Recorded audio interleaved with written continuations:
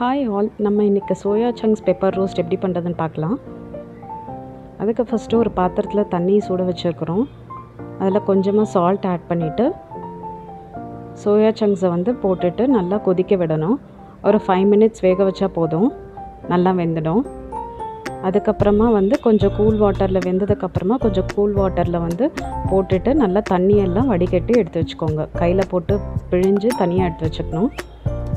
இப்போ ஒரு பாத்திரத்தில் ஆயில் விட்டுட்டு கடுகு, உளுத்தம்பருப்பு அண்ட் கடலைப்பருப்பு அதை ஆட் பண்ணிக்கிறோம். இது கொஞ்சம் நீங்கள் அதிகமாகவே ஆட் பண்ணலாம், ரொம்ப டேஸ்ட் நல்லாயிருக்கும். கொஞ்சமாக சீரகம் ஆட் பண்ணியிருக்கோம். இதெல்லாம் கொஞ்சம் பொரிஞ்சு வந்ததுக்கப்புறமா ஒரு க்ரீன் சில்லி அண்ட் கருவேப்பிலை இதையும் ஆட் பண்ணிக்கிறோம்.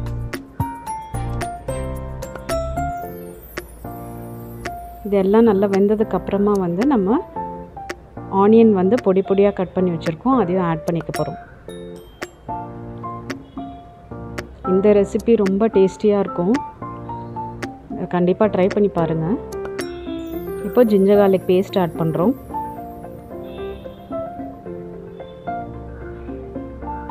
ரொம்ப காரசாரமாக இருக்கும் இந்த ரெசிபி. கர்ட் ரைஸ்க்கு, ரசம் சாதத்துக்கெல்லாம் ரொம்ப டேஸ்டியாக இருக்கும். அப்புறம் இப்போ சால்ட் ஆட் பண்ணியிருக்கோம். அதுக்கப்புறம் தக்காளி நல்லா நறுக்கி வச்சுருக்கோம், ஒரு ஹாஃப் டொமேட்டோ அதையும் நல்லா ஆட் பண்ணிவிட்டு இது ரெண்டும் நல்லா வதக்கிக்கோங்க. இது கொஞ்சம் நல்லா வெந்துடுச்சு. இப்போ நல்லா அது சோயா சங்க்ஸ் மீல் மேக்கரை நம்ம குட்டி குட்டியாக நறுக்கி வச்சுருக்கோம், அதை இதில் ஆட் பண்ணிவிட்டு நல்லா மிக்ஸ் பண்ணிக்கோங்க. இது மிக்ஸ் பண்ணிவிட்டு அதுக்கப்புறமா மசாலா ஐட்டம்ஸ்லாம் ஆட் பண்ணலாம். டர்மரிக் பவுடர் ஆட் பண்ணுறோம்.